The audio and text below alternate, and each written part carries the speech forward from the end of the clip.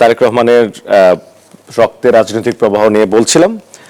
তার উপর যে তাকে নিয়ে যে ষড়যন্ত্র হয়েছে, তার উপর যে নির্যাতন হয়েছে, সেই প্রসঙ্গে যদি জানাই আপনাদেরকে, 2007 সালের 11 জানুয়ারি কথিত 1/11 সরকারের ষড়যন্ত্র শুরু হয়েছিল।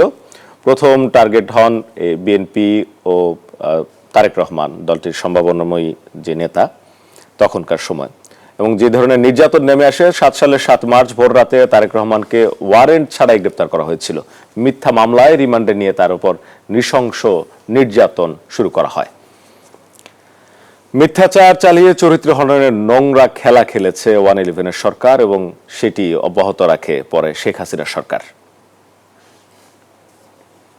এবং তার ভাষণ নিষিদ্ধ করা হয়। 1/11 সরকারের পদাঙ্ক অনুসরণ করে তারেক রহমানকে রাজনৈতিক অঙ্গন থেকে সরাতে সচেষ্ট ছিল আওয়ামী লীগ এবং আদালতকে ব্যবহার করে গণমাধ্যমে তার ভাষণ প্রচার নিষিদ্ধ করা হয়।